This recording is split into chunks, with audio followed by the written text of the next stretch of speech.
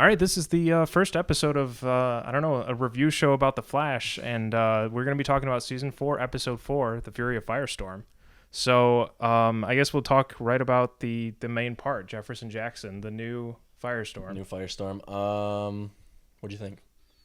I think he's awesome. Brand new character, straight, not even from the comics. They introduced him straight for the show. Right, yeah, he's a new character. He's an original character.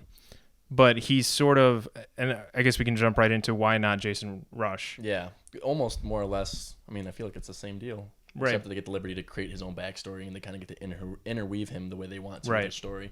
Right, and he's, so then in the comics, Jason Rush is the second Firestorm. But this time they just created an original character because in the comics, also Ronnie, who was our first Firestorm in the show, was sort of what Jax is now, which is sort of the jockey type of character. Whereas in the show, he's an engineer. He's he's got a girlfriend. He got married. So I think that I remember reading a quote from one of the producers that they wanted to create this. Basically, they're sort of creating an amalgamation of different characters that have been Firestorm. I guess that's true because it's kind of like mixture between them. I guess. Yeah. Yeah. But you like him? Yeah, I think it definitely makes me think of right at the gate the new a Wally West. It kind of more or less got me excited for him because it's a new version of a new character. So we have a new Firestorm who's kind of like picking up where last guy left off, and later when we get Wally, we're gonna have this new guy who's gonna pick up where I guess where Jay's doing the same thing, where it's you have a new Flash, you get to see a new style of the character. So where we have Jax, it's just we get a whole new interpretation of Firestorm right from the creators of the show. Yeah, definitely. The other thing I'm trying to remember, so what they're doing, and we talked a bit about this off camera, was that they're setting up certain characters that are going to appear in and be main characters in Legends of Tomorrow, which premieres in January. So this was one of those ways of saying, like, here's Firestorm as you will know him in in Legends of Tomorrow. I don't know why they so obviously full spoilers for the show if you're not caught up to this point, but spoiler warning. I don't know why they didn't just keep Ronnie. You know what? I also question that, and that's where it comes into the whole he was the reason. I feel like his departure will end up being the cause of Caitlin Snow, her becoming Killer Frost. Either whether it's someone offers her this, who knows what it is, this outside, what do I want to call it, organization that says, hey, we know you've had all these problems, we know you've lost what you've lost, but come work for us. Because where's she right now? Mercury Labs, right? Or did she come back to Star Labs, I guess? So I thought that so in the beginning of the season, she's working at Mercury because, she couldn't stay at Star Labs because of too many bad memories. But then she's clearly working with Team Flash. But then also in the most recent episode in Fury of Firestorm, we have a scene at Mercury Labs where Harrison Wells, and we'll get to this later, but Harrison Wells from Earth 2 breaks in and steals something. And the woman working there mentions Caitlin, I think. And when she did that, I was wondering, like, I thought she left. Like, is she still an employee at Mercury? Does she? Maybe she pulling connections? I don't know. I don't know if she's technically an employee still. I have no idea. Maybe she is. But but yeah, I don't know I don't know if her version of Killer Frost is going to be an Earth 2 thing or if it's going to be that's also true. If it's going to be Earth 1 Caitlin. They've definitely mixed it up. I think it's going to be Earth 1 Caitlin. I don't know, but I think so because of what they're doing with Cisco. It does seem weird because you're in your head. It's like, how can they take this character and turn her into this completely different character, moral wise, and it's this person who can see the light in all this darkness, but now we've slowly see that light being eroded, and now she's slowly turning and having her mind twisted, and maybe that will lead enough of the Ronnie not being there. Yeah, I just don't like, because Killer Frost is a villain. Yep. And I don't know if I can buy her turning into a villain. Yeah. So they're gonna have to do it really well, because that's gonna be a hard one to transition from her being. Yeah, they've gone a whole season and more with her being a good guy. So I don't know. Moving on. So we got Henry Hewitt, aka Tokamak. Yes. Tokamak. He so in the comics, more or less, he's a Firestorm villain. don't remember the radiation exactly how it worked, but he uses it a containment suit to keep back all that radiation and fights. I think is it a robot suit he creates himself, but it's a little different than the comic Right. story, obviously, Right. where he was just covered in fire, basically another firestorm, more or less. So was he a candidate in the comics? No, the that's firestorm? a completely different. He was a different scientist who had these other goals, and I can't remember exactly if it was Firestorm who directly ruined his plans, but Was he like a hothead too? yeah, exactly. Okay. Yeah. Okay. So they kept that. Mm-hmm. Yeah, he was cool. He was a cool way to sort of introduce this. Hey, we're doing a new Firestorm. There are two candidates. Also, the one that does not end up being Firestorm is the villain for this episode. And I like that. It felt like there was going to be a lot, put into that, but they did it really well. It went smooth. Right. So next thing is the whole subplot with Iris's mom. Yeah. I didn't really care for the subplot itself, other than that reveal or that reference, at least that we get of Wally West. Oh, exactly. And they don't say his name exactly, but Iris confronts her and says that you've been lying to me. You have another son. Yep.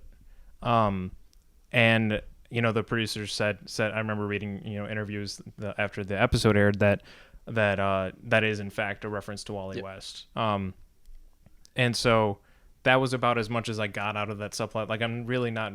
I don't care that I feel her like mom's back in the picture. I didn't care about it at all. What it made me think of originally was when they bring in Laurel's mother, and then when they bring in Felicity's mother, it helps that underlying story. It helps that character story. So in this case, we have her basically. I feel like she's the reason that Wally gets introduced, or how Wally will get introduced is just through her.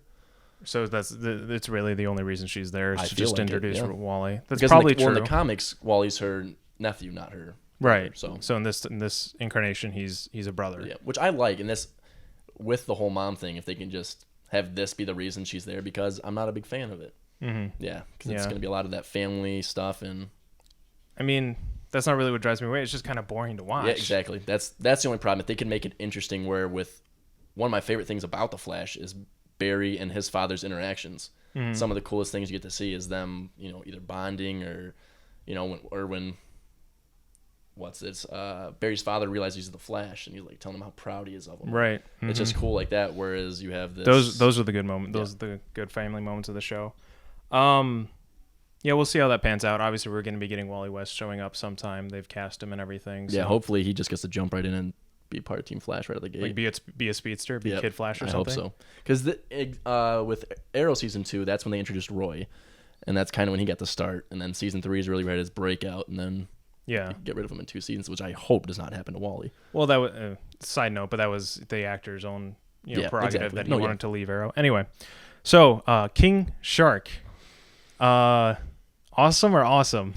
That was probably the coolest thing I've ever seen in my life. The CGI for especially a CW show, that's phenomenal. They said that they were like, I remember one of them tweeting, I can't remember who it was, one of the producers saying like, basically something to the effect of, I don't know how we kept that a secret. Mm-hmm. I know it. I was totally shocked. You didn't get to see it until that episode. Right. And I usually, characters showing or cameos even showing up in shows like this are usually leaked because someone's cast. Exactly. So someone finds out, someone gets cast, and that's how you find out that a character is going to show up. So but this isn't, there's no actor for this. This is all CG. So it's just, that's probably a really, why they were able to keep it a secret. But just seeing it was so shocking. It was really cool. I mean, for the 30 seconds he was in that episode, he was menacing. Mm-hmm.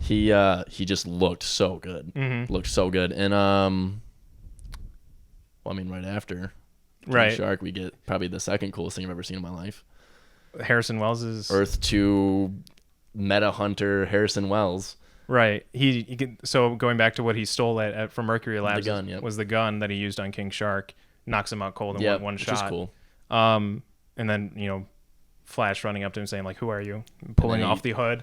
One of the coolest moments I've seen in the Flash, definitely. Yeah. So what do you think about having an Earth 2 Harrison Wells, and like how do you think how the dynamic's gonna be different? How do you think Barry's gonna react to having this person in his life? Well, I'm just so glad to see the actor back, Tom Cavanaugh, because he was so good as Eobard Thawne and Harrison Wells in the first season. But to have him back as Harrison Wells himself, it's going to be interesting because it's not the same guy. It's not the same character he's going to be playing.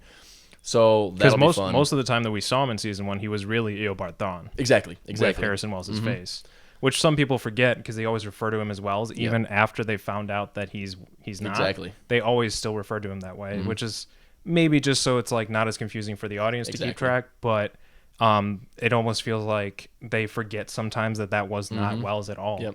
So it's, I mean, and this way we get to see now maybe Harrison be more of that mentor role and not that underlying evil aspect where he has something out for Barry. So now he gets to mentor him until he inevitably catches Zoom and goes back to Earth too.